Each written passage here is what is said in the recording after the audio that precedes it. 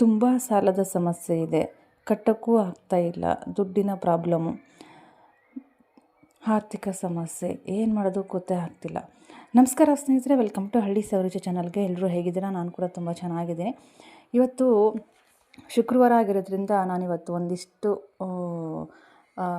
ಧನಾಕರ್ಷಣೆ ಮತ್ತು ಸಾಲದ ಸಮಸ್ಯೆ, ತುಂಬ ಜನಕ್ಕೆ ಸಾಲದ ಸಮಸ್ಯೆ ಕಾಡ್ತಾ ಇರುತ್ತೆ. ಅದನ್ನು ಯಾವ ರೀತಿ ಸಾಲ್ವ್ ಮಾಡ್ಕೋಬೇಕು, ಮತ್ತು ಸಾಲಗಾರರ ಕಾಟ ತುಂಬ ಕಾಡ್ತಾ ಇದೆ. ಪದೇ ಪದೇ ಟಾರ್ಚರ್ ಮಾಡ್ತಾಯಿದ್ದಾರೆ, ದುಡ್ಡು ಕೊಡು ಅಂತ.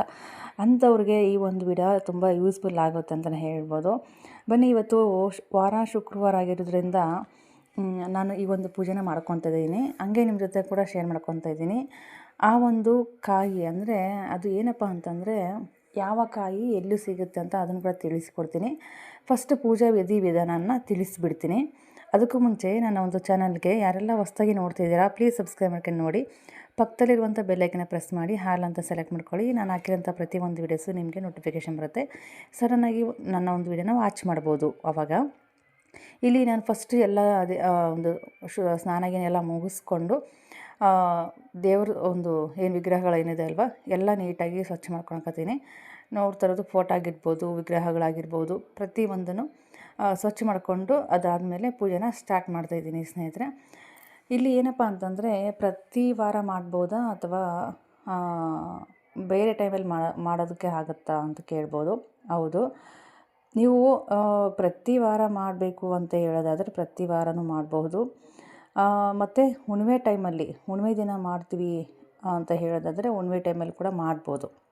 ಹುಣ್ಣಿಮೆ ದಿನ ಪ್ರತಿ ವಾರ ಅಂದರೆ ಪ್ರತಿ ಶುಕ್ರವಾರ ನೀವು ಮಾಡ್ಕೊಳ್ಳೇಬೇಕು.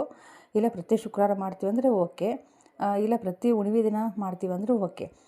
ಆ ಪೂಜೆ ಎಲ್ಲ ಮಾಡೋದಾದಮೇಲೆ ಆ ಒಂದು ಕಾಯಿ ಏನಿದೆ ಅಲ್ವಾ, ಆ ಒಂದು ಪೂಜೆ ಮಾಡ್ಕೋಬೇಕು. ಫಸ್ಟು ಪೂಜೆ ಎಲ್ಲ ಮಾಡಿಕೊಂಡು ಅದಾದ ನಂತರ ಮಾರನೇ ದಿನ ಶನಿವಾರ ದಿನ ನೀವು ಅದನ್ನು ಬೀರುವದಲ್ಲಿ ಇಡಬೇಕಾಗುತ್ತೆ. ಆ ಒಂದು ಬೀರುವ ಜಾಗದಲ್ಲಿ ಇಟ್ಟರೆ ಧನ ಆಕರ್ಷಣೆ ಆಗುತ್ತೆ. ಹಾಗಾಗಿ ಮತ್ತು ನಮಗೆ ಧನ ಆಕರ್ಷಣೆ ಒಂದು ದುಡ್ಡು ಇಲ್ಲದೆ ಇರೋದು ಕಾರಣಕ್ಕೆ ನಮಗೆ ಸಾಲಗಾರರ ಕಾಟ ಕೂಡ ಜಾಸ್ತಿ ಆಗುತ್ತೆ. ಸಾಲ ಜಾಸ್ತಿ ಮಾಡ್ಕೊಂಡಿರ್ತೀವಿ. ಇದೆಲ್ಲನೂ ನಿವಾರಣೆ ಆಗಬೇಕು, ಇದೆಲ್ಲ ಪರಿಹಾರ ಆಗಬೇಕು ಅಂತಂದರೆ ಈ ಒಂದು ಪೂಜೆನ ಮಾಡ್ಕೋಬೇಕಾಗುತ್ತೆ ನೀವು. ಯಾಕಂತಂದರೆ ಸಾಲಗಾರರ ಕಾಟ ಜಾಸ್ತಿ ಆಗ್ತಿದೆ ಅಂತಂದಾಗ ಅವರಿಗೆ ಸ್ವಲ್ಪ ತಾಳ್ಮೆ ಅನ್ನೋದು ಬೇಕು. ಪದೇ ಪದೇ ಟಾರ್ಚರ್ ಅಂದರೆ ಕಾಲ್ ಮಾಡೋದು, ಪದೇ ಪದೇ ಕೊಡು ಅಂತ ಕಾಡಿಸೋದು, ಆ ರೀತಿ ಆಗ್ತಾ ಇದೆ ಅಂತಂದರೆ ಈ ಒಂದು ಪೂಜೆ ನೀವು ಕೂಡ ಮಾಡ್ಕೋಬೋದು. ಏನಪ್ಪ ಅಂತಂದರೆ, ನಮ್ಮ ಕೈಗೆ ಸದ್ಯಕ್ಕೆ ಇವಾಗ ದುಡ್ಡಿಲ್ಲ ಅಂತ ಅಂದಾಗ ಅವರು ನಮಗೆ ಟಾರ್ಚರ್ ಕೊಡೋದು ಜಾಸ್ತಿ ಆಗುತ್ತೆ. ಕೊಡು ಅಂತ. ಆ ರೀತಿ ಆಗಬಾರ್ದು. ಈ ಒಂದು ಪೂಜೆ ಮಾಡ್ಕೊಂಡ್ರಿ ಅಂತಂದರೆ ಅವರು ಸ್ವಲ್ಪ ತಾಳ್ಮೆಯಿಂದ ಇರ್ತಾರೆ. ಓಕೆನಾ? ತಾಳ್ಮೆಯಿಂದ ಇರ್ತಾರೆ. ಈ ಒಂದು ಪೂಜೆ ನೀವು ಕೂಡ ಮಾಡ್ಕೋಬೋದು. ಧನ ಆಕರ್ಷಣೆ ಆಗುತ್ತೆ. ಮತ್ತು ಮನೆ ಪರಿಸ್ಥಿತಿ, ಸಂತೋಷ, ನೆಮ್ಮದಿ ಇಲ್ಲ ಅಂತಂದರೂ ಕೂಡ ನೀವು ಈ ಒಂದು ಕಾಯಿನ ಪೂಜೆ ಮಾಡ್ಕೋಬೋದು. ಇದು ಎಲ್ಲಿ ಸಿಗುತ್ತಪ್ಪ ಅಂತ ಹೇಳೋದಾದರೆ, ಪೂಜಾ ಸಾಮಾನುಗಳು ಸಿಗುತ್ತೆ ನೋಡಿ, ಅಂಥ ಒಂದು ಜಾಗದಲ್ಲಿ ಇದು ಸಿಗುತ್ತೆ. ಪೂಜಾ ಸಾಮಾನು ಒಂದು ಅಂಗಡಿಗಳಲ್ಲಿ, ಗಂಧಿಗೆ ಅಂಗಡಿ ಅಂತ ಹೇಳ್ತೀವಲ್ವ, ಅಲ್ಲಿ ಆ ಒಂದು ಜಾಗದಲ್ಲಿ ಲಕ್ಷ್ಮಿಗೆ ಬೇಕಾಗಿರುವಂಥ ಐಟಮ್ಗಳನ್ನು, ಪ್ರತಿಯೊಂದು ವಸ್ತುಗಳು ಗಂಧಿಗೆ ಅಂಗಡಿಯಲ್ಲಿ ಸಿಕ್ಕೇ ಸಿಗುತ್ತೆ. ಆ ಒಂದು ಬೀಜದ ಹೆಸರು ಏನಪ್ಪ ಅಂತ ಹೇಳೋದಾದರೆ ಗಜಲಕ್ಷ್ಮಿ ಕಾಯಿ ಅಂತ ಕರಿತೀವಿ, ಲಕ್ಷ್ಮೀ ಫಲ ಅಂತಲೂ ಕರಿತೀವಿ. ಅದನ್ನು ತೊಗೊಂಡು ಬಂದು ಮನೆಯಲ್ಲೇ ಪೂಜೆ ಮಾಡೋದ್ರಿಂದ ತುಂಬ ಒಳಿತಾಗುತ್ತೆ. ನಮ್ಮ ಲಕ್ಷ್ಮೀ ದೇವಿ ಮನೆಗೆ ಬಂದು ನೆಲೆಸ್ತಾಳೆ ಅಂತಲೇ ಹೇಳ್ಬೋದು. ಏನೇ ಕಷ್ಟ ಇದ್ದರೂ ಕೂಡ, ದುಡ್ಡಿನ ಸಮಸ್ಯೆ ಆಗಿರ್ಬೋದು, ಆರ್ಥಿಕ ಸಮಸ್ಯೆ ಆಗಿರ್ಬೋದು, ಸಾಲಗಾರ ಕಾಟ ಜಾಸ್ತಿ ಆಗಿರ್ಬೋದು, ಆ ರೀತಿ ಇದ್ದಾಗ ಈ ರೀತಿ ಪೂಜೆ ಮಾಡೋದ್ರಿಂದ ತುಂಬ ಒಳ್ಳೆಯದಾಗುತ್ತೆ. ಸಾಲಗಾರ ಕಾಟ ಜಾಸ್ತಿ ಆಯಿತು ಅಂತ ಅಂದ ತಕ್ಷಣ ಮತ್ತು ಮೋಸ ಮಾಡೋದಲ್ಲ ಸ್ನೇಹಿತರೆ, ಒಳ್ಳೆ ರೀತಿಯಲ್ಲಿ ನಾವು ಪೂಜೆ ಮಾಡ್ಕೋಬೇಕಾಗುತ್ತೆ. ಹೇಗಪ್ಪ ಅಂತಂದರೆ, ಮೋಸ ಮಾಡೋದಲ್ಲ ಸ್ನೇಹಿತರೆ, ಅವರು ಕಷ್ಟಪಟ್ಟು ಅವರು ಕೂಡ ಕೊಟ್ಟಿರ್ತಾರೆ ನಮಗೆ ದುಡ್ಡು ಅಲ್ವಾ. ನಾವು ಕೊಡೋ ತನೂ ಅವರು ಸುಧಾರಿಸ್ಕೊಳ್ಳೋ ಇದು ಇರೋಲ್ಲ. ಯಾಕಂದರೆ ಕೊಡ್ತಾರೋ ಇಲ್ಲೋ ಒಂದು ಅಪನಂಬಿಕೆ ಇರುತ್ತೆ. ತುಂಬ ದಿನಗಳಾಯಿತು ಅಂತಂದರೆ ನಂಬಿಕೆ ಕಳ್ಕೊಂಬಿಟ್ಟಿರ್ತಾರೆ. ಹಾಗಾಗಿ ನಂಬಿಕೆ ಕಳ್ಕೊಂಡಾಗ ಏನಪ್ಪ ಅಂತಂದರೆ, ಕೊಡ್ತಾರೆ ಇಲ್ಲ ಅನ್ನೋ ಒಂದು ಭಯಕ್ಕೆ ದಿನ ನಮಗೆ ತೊಂದರೆ ಕೊಡ್ತಾನೆ ಇರ್ತಾರೆ. ಹಾಗಾಗಿ ಆವಾಗ ನಮಗೆ ತೊಂದರೆಗಳು ಜಾಸ್ತಿ ಆದಾಗ ಟಾರ್ಚರ್ ಜಾಸ್ತಿ ಆಗುತ್ತೆ ಅವರಿಂದ. ಕೊಡಿ ಅಂತಂದ್ಬಿಟ್ಟು ಆವಾಗ ನಮಗೆ ಕೊಡೋದಕ್ಕೆ ದುಡ್ಡೇ ಇರೋಲ್ಲ. ಆ ರೀತಿ ಒಂದು ಟೈಮ್ ಬಂತು ಅಂತ ಅಂದಾಗ ಈ ಒಂದು ಪೂಜೆ ಮಾಡ್ಕೊಂಡ್ರಿ ಅಂತಂದರೆ ಅವರು ಸ್ವಲ್ಪ ಸುಧಾರಿಸ್ಕೋತಾರೆ. ಅಂದರೆ ಅವ್ರಿಗೆ ನಂಬಿಕೆ ಬರುತ್ತೆ, ಕೊಡ್ತಾರೆ, ಈ ವರ್ಷ ಎಲ್ಲ ಮುಂದಿನ ವರ್ಷ ಕೊಟ್ಟೇ ಕೊಡ್ತಾರೆ ಅನ್ನೋದೊಂದು ಭರವಸೆ ಅವರು ಮನಸ್ಸಿನಲ್ಲಿ ಬರುತ್ತೆ. ಆ ರೀತಿ ಒಂದು ಅವರಿಗೆ ಪವಾಡ ಆಗುತ್ತೆ ಅಂತಲೇ ಹೇಳ್ಬೋದು ಈ ಒಂದು ಪೂಜೆ ಮಾಡಿಕೊಂಡ್ರೆ. ಇಲ್ಲಿ ಪ್ರತಿ ಒಂದು ಶುಕ್ರವಾರ ಕೂಡ ಮಾಡ್ಕೋಬೋದು.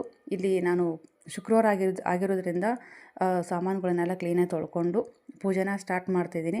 ನೀವು ಕೂಡ ಅಷ್ಟೇ ದೇವ್ರ ಕೋಣೆ ಅಂತಂದು ನೀಟಾಗಿ ಎಲ್ಲ ಸ್ವಚ್ಛ ಮಾಡ್ಕೋಬೇಕಾಗುತ್ತೆ. ಪ್ರತಿಯೊಂದೂ ವಿಗ್ರಹಗಳಾಗಿರ್ಬೋದು, ಫೋಟೋಗಳಾಗಿರ್ಬೋದು, ಪ್ರತಿಯೊಂದು ದೀಪ ಪ್ರಣತಿ ಎಲ್ಲ ನೀಟಾಗಿ ತೊಳ್ಕೊಂಡು ನೀವು ಪೂಜೆ ಸ್ಟಾರ್ಟ್ ಮಾಡಿದ್ರಿ ಅಂತಂದರೆ ಖಂಡಿತವಾಗ್ಲೂ ಒಳಿತಾಗುತ್ತೆ. ಇದು ನಮ್ಮ ಜೀವನದಲ್ಲಿ ನಡೆದಂಥ ಒಂದು ಪವಾಡ ಅಂತಲೇ ಹೇಳ್ಬೋದು. ಇಲ್ಲ ಅಂತಂದರೆ ನಾವು ಸುಮ್ಮನೆ ಹೇಳ್ಕೊಳ್ಳೋದಕ್ಕೆ ಆಗಲ್ಲ. ಯಾಕಂದರೆ ಇದು ಆಲ್ರೆಡಿ ತುಂಬ ದಿನಗಳೇ ನಮ್ಮ ಮನೇಲಿ ತಂದು ಈ ರೀತಿ ಪೂಜೆ ಮಾಡ್ತಾ ಇರೋದು. ಹಾಗಾಗಿ ನಿಮ್ಗೆ ಕೂಡ ಒಂದು ಒಳ್ಳೆಯದಾಗಲಿ, ನಿಮಗೂ ಒಂದು ಹೆಲ್ಪ್ ಆಗಲಿ. ಯಾಕಂದರೆ ನಾವು ಕಷ್ಟಗಳನ್ನು ನೋಡಿರ್ತೀವಲ್ವ, ಇನ್ನೊಬ್ಬರ ಕಷ್ಟನ ನಾವು ಅರ್ಥ ಮಾಡ್ಕೊಂಡಾಗ ಈ ರೀತಿ ಶೇರ್ ಮಾಡ್ಕೋಬೇಕು ಅನ್ನಿಸ್ತು. ಹಾಗಾಗಿ ನಾನು ಈ ಒಂದು ವಿಡಿಯೋನ ಶೇರ್ ಮಾಡ್ಕೊತಾ ಇದ್ದೀನಿ. ಅಲ್ಲಿ ಲಕ್ಷ್ಮಿಗೆ ನಾನು ಪಳಪಳ ಅಂತ ಹೊಳಿತಾ ಇದೆ ಸ್ನೇಹಿತರೆ. ಅದಕ್ಕೆ ನಾನು ಏನು ಹಾಕಿ ತೊಳಿತಾ ಇದ್ದೀನಪ್ಪ ಅಂತಂದರೆ ಟೂತ್ ಪೇಸ್ಟು. ನಾವು ಬ್ರಷ್ ಮಾಡ್ತೀವಲ್ವ, ಆ ಒಂದು ಟೂತ್ ಪೇಸ್ಟನ್ನು ಹಾಕಿಬಿಟ್ಟು ತೊಳೆದ್ರೆ ಬೆಳ್ಳಿ ಐಟಮ್ಗಳು ತುಂಬ ಪಳಪಳ ಅಂತ ಹೊಳೆಯುತ್ತೆ. ಇಲ್ಲಿ ತಾಮ್ರದ ಗಿಂಡಿ ಕೂಡ ಅಷ್ಟೇ. ಇಲ್ಲಿ ಸ್ವಲ್ಪ ಹುಣಸೆಹಣ್ಣು ಹಾಕಿ ತೊಳೆದಿದ್ದೀನಿ. ತುಂಬ ಚೆನ್ನಾಗಿ ಕಾಣಿಸ್ತಾ ಇದೆ ಅಲ್ವಾ. ನಾವು ಲಕ್ಷ್ಮಿಗೆ ಯಾವ ರೀತಿಯ ಅಲಂಕಾರ ಮಾಡಿದ್ರೂ ಕಮ್ಮಿನೇ. ನಮಗೆ ಲಕ್ಷ್ಮಿ ಮಸ್ತ್ ಕಾಣಬೇಕು, ಚೆಂದ ಕಾಣಬೇಕು, ಲಕ್ಷ್ಮಿ ಥರನೇ ಕಾಣಿಸ್ಬೇಕು. ಆ ರೀತಿ ಚೆಂದಾಗಿ ನಾವು ಪೂಜೆ ಮಾಡಿದ್ವಿ ಅಂತಂದರೆ ನಮಗೆ ಲಕ್ಷ್ಮಿ ಒಲಿತಾಳೆ ಅಂತಲೇ ಹೇಳ್ಬೋದು. ಇಲ್ಲಿ ಸ್ವಲ್ಪ ನಿಧಾನ ಪೂಜೆ ಆಗ್ತಾಯಿದೆ ಅಂತಲೇ ಹೇಳ್ಬೋದು. ಯಾಕಂದರೆ ಇವತ್ತು ಶುಕ್ರವಾರ ಆಗಿರೋದ್ರಿಂದ ತುಂಬ ಕೆಲಸ ಎಲ್ಲ ಜಾಸ್ತಿ ಇದ್ದೇ ಇರುತ್ತೆ ಅಲ್ವ. ಹಾಗಾಗಿ ನಿಧಾನ ಆದರೂ ಪರವಾಗಿಲ್ಲ, ಸ್ವಲ್ಪ ಬೇಗ ಬ್ರಾಹ್ಮಿ ಮುಹೂರ್ತಕ್ಕೆ ಎದ್ಬಿಟ್ಟು ನೀವು ಪೂಜೆ ಮಾಡ್ಕೊಳ್ಳೋದ್ರಿಂದ ತುಂಬ ಚೆನ್ನಾಗಿ ಒಳಿತಾಗುತ್ತೆ. ನೀವೇ ಬಂದು ಕಮೆಂಟ್ ಹಾಕ್ತೀರಾ, ಹೌದು ಸಿಸ್ಟರ್ ನೀವು ಹೇಳೋದು ನಿಜ ಅಂತಂದ್ಬಿಟ್ಟು. ಮಾಡಿ ನೋಡಿ, ನಿಮಗೆ ರಿಸಲ್ಟ್ ಪಕ್ಕ ಗೊತ್ತಾಗುತ್ತೆ. ಸ್ವಲ್ಪ ರಿಸಲ್ಟ್ ಬರುತ್ತೆ, ಬೇಗನೆ ಬರುತ್ತೆ. ಸಾಲ ಕೊಟ್ಟಿರೋರು ಸ್ವಲ್ಪ ಕೂಲಾಗಿರ್ತಾರೆ. ಕೊಡಬೇಕು, ನಾವು ಇಸ್ಕೊಂಡಿರ್ತೀವಲ್ವ, ಕೊಡಬೇಕು. ಬಟ್ ನಾವು ಕೊಡೋತನೂ ಸ್ವಲ್ಪ ಕೂಲಾಗಿರ್ತಾರೆ. ಹಾಗಾಗಿ ಮತ್ತು ಧನ ಆಕರ್ಷಣೆ, ನಮ್ಮ ಮನೆಗೆ ದುಡ್ಡೇ ಎಷ್ಟೇ ಬಂದರೂ ಕೂಡ ನಿಲ್ತಾ ಇಲ್ಲಪ್ಪ ಅಂತ ಅನ್ನೋರು ಕೂಡ ಈ ಒಂದು ಪೂಜೆನ ಮಾಡ್ಕೋಬೋದು. ನಮ್ಮ ಮಕ್ಕಳಿಗಾಗಿರ್ಬೋದು, ವಿದ್ಯಾಭ್ಯಾಸಕ್ಕಾಗಿರ್ಬೋದು, ಮಕ್ಕಳಿಗೆ ಈ ಥರದ್ದು ಮಾಡಿಕೊಂಡ್ರೆ ತುಂಬ ಒಂದು ಅದ್ಭುತವಾಗಿ ಪವಾಡ ಆಗುತ್ತೆ. ಪೂಜೆ ಮಾಡುವಾಗ ಸಂಕಲ್ಪ ಮಾಡ್ಕೊಳ್ಳೋದು ಕೂಡ ಅಷ್ಟೇ ತುಂಬ ಇಂಪಾರ್ಟೆಂಟು. ಸಂಕಲ್ಪ ಕೂಡ ಮಾಡ್ಕೋಬೇಕು. ನಾವು ಏನಕ್ಕೋಸ್ಕರ ಈ ಒಂದು ಪೂಜೆನ ಮಾಡ್ತಾಯಿದ್ದೀವಿ ಅಂತ ಸಂಕಲ್ಪ ಮಾಡಿಕೊಂಡು ನೀವು ಪೂಜೆ ಮಾಡೋದ್ರಿಂದ ತುಂಬ ಒಳಿತಾಗುತ್ತೆ. ಈ ಪೂಜೆ ಮಾಡಿ ಆದಮೇಲೆ ಶುಕ್ರವಾರ ಪೂಜೆ ಮಾಡ್ತೀರಲ್ವ, ಶನಿವಾರ ದಿನ ಅದನ್ನು ಎತ್ತಿಟ್ಬಿಡಬೇಕು. ಎಲ್ಲಿ ಎತ್ತಿಡಬೇಕು? ನಮ್ಮ ಬೀರುವದಲ್ಲಿ ಒಂದು ದುಡ್ಡು ಇಡುವ ಜಾಗದಲ್ಲಿ ಆ ಒಂದು ಕಾಯಿನ ಇಡಬೇಕಾಗತ್ತೆ. ಗಜಲಕ್ಷ್ಮಿ ಕಾಯಿ ಅಂತ ಅದರ ಹೆಸರು. ಗಜಲಕ್ಷ್ಮಿ ಕಾಯಿನ ಪೂಜೆ ಮಾಡಿ ಆದಮೇಲೆ ಅದು ಬೀರುವದಲ್ಲಿ ಇಡಬೇಕು. ಒಂದು ಡಬ್ಬದಲ್ಲಿ ಹಾಕಿ ಇಟ್ಟರೆ ಒಳ್ಳೆಯದಾಗುತ್ತೆ. ಇಲ್ಲಿ ನಾನು ಲಕ್ಷ್ಮಿಗೆ ಮಾವಿನ ಎಲೆನ ಇಲ್ಲಿ ಇಡ್ತಾ ಇರೋದು. ವೀಳ್ಯದೆಲೆ ಇಡ್ಬೋದು, ಬಟ್ ಮಾವಿನ ಎಲೆ ಇಟ್ಟರೆ ತುಂಬ ಒಳ್ಳೆಯದು. ಹಾಗಾಗಿ ಮಾವಿನ ಎಲೆನ ನಾನಿಲ್ಲಿ ಲಕ್ಷ್ಮಿಗೆ ಒಂದು ಪೂಜೆ ಮಾಡುವಾಗ ಪ್ರತಿ ಶುಕ್ರವಾರ ಕೂಡ ಅಷ್ಟೇ ಮಾವಿನ ಎಲೆ ಇಟ್ಟು ಪೂಜೆನ ಮಾಡ್ತೀವಿ. ಇಲ್ಲಿ ಕಾಣಿಸ್ತಾ ಇದೆ, ನೋಡ್ತಾ ಇರ್ಬೋದು. ಈ ಥರ ಡಬ್ಬಿ ಒಳಗೆ ಹಾಕಿಟ್ಟು ಬೀರುವದಲ್ಲಿ ಇಡಬೇಕಾಗುತ್ತೆ. ಪೂಜೆ ಎಲ್ಲ ಆದಮೇಲೆ ಇಲ್ಲಿ ಕಾಣಿಸ್ತಾ ಇದೆ, ನೋಡ್ತಾ ಇರ್ಬೋದು ನಿಮಗೆ. ನಾವು ಪೂಜೆ ಮಾಡಿರುವಂಥ ಒಂದು ಕಾಯಿ, ಕುಂಕುಮ ಅರಿಶಿನ ಎಲ್ಲ ಹಚ್ಚಿ ಈ ರೀತಿ ಪೂಜೆ ಮಾಡ್ಕೊಂಡಿರ್ತೀವಿ. ಕಾಣಿಸ್ತಿದೆ ಅಲ್ವಾ?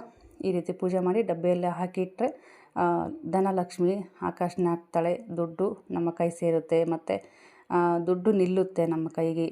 ಹಾಗಾಗಿ ಈ ಒಂದು ಪೂಜೆ ಮಾಡ್ಕೋಬೇಕಾಗುತ್ತೆ. ಇದೇ ನೋಡಿ ಆ ಕಾಯಿ. ಇದು ಎಲ್ಲಾದರೂ ಸಿಕ್ತು ಅಂತಂದರೆ ಬಿಡಬೇಡಿ, ಖಂಡಿತವಾಗ್ಲೂ ಇದನ್ನ ತಂದು ಮನೆಯಲ್ಲೇ ಪೂಜೆ ಮಾಡ್ಕೋಬೇಕಾಗುತ್ತೆ. ಇದು ಎಲ್ಲೂ ಸಿಗಲ್ಲಪ್ಪ, ಸಿಗುತ್ತೆ. ಇದು ಗಂಧಿಗೆ ಅಂಗಡಿಗಳಲ್ಲಿ ಸಿಗುತ್ತೆ. ಆದರೂ ಸರ್ಚ್ ಮಾಡಿ ನೋಡ್ಬೋದು ನೀವು. ಗಜಲಕ್ಷ್ಮಿ ಕಾಯಿ ಕೊಡಿ ಅಂದರೆ ಕೊಡ್ತಾರೆ. ನೋಡ್ತಾ ಇರ್ಬೋದು, ಈ ರೀತಿ ಗೆರೆಗಳೆಲ್ಲ ಇದೆ ನೋಡ್ತಾ ಇರ್ಬೋದು. ಈ ರೀತಿ ಇರುವಂಥ ಕಾಯಿನ ತಂದು ನೀವು ಮನೆಯಲ್ಲೇ ಮಾಡ್ಬೋದು. ಇದ್ರ ಮರದ್ದೊಂದು ಪಿಕ್ ಹಾಕ್ತೀನಿ ನಿಮಗೆ, ಯಾಕಂದರೆ ಗೊತ್ತಾಗುತ್ತೆ ನಿಮಗೆ.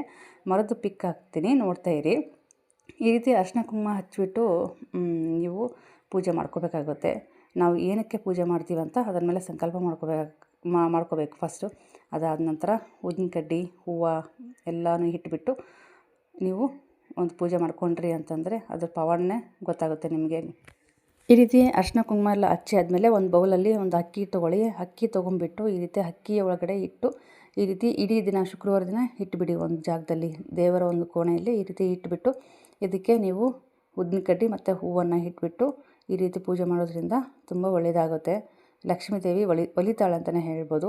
ಪ್ರತಿ ಶುಕ್ರವಾರ ಮಾಡಿದರೆ ತುಂಬ ಒಳ್ಳೆಯದಾಗುತ್ತೆ. ಇಲ್ಲ ನಾವು ಹುಣ್ಣಿಮೆಗೆ ಒಂದು ಸಲ ಮಾಡ್ತೀವಿ ಅಂದರೂ ಪರವಾಗಿಲ್ಲ, ಹುಣ್ಣಿಮೆ ದಿನನಾದರೂ ನೀವು ಮಾಡ್ಕೋಬೋದು.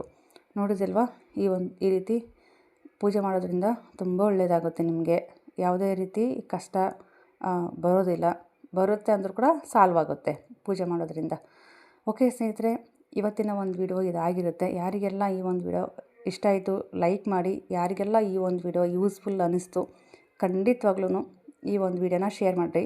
ಆದಷ್ಟು ಅಕ್ಕಪಕ್ಕ ಜನರಿಗೆ ಕೂಡ ಶೇರ್ ಮಾಡಿ, ಯಾಕಂದರೆ ಅವರು ಕೂಡ ಒಂದು ಯೂಸ್ಫುಲ್ ಆಗಲಿ ಅಂತ ಹೇಳೋಕ್ಕೆ ಇಷ್ಟಪಡ್ತೀನಿ. Thank you. ಧನ್ಯವಾಗಲಿ ಎಲ್ಲರಿಗೂ. ರಾಯರಿದ್ದಾರೆ.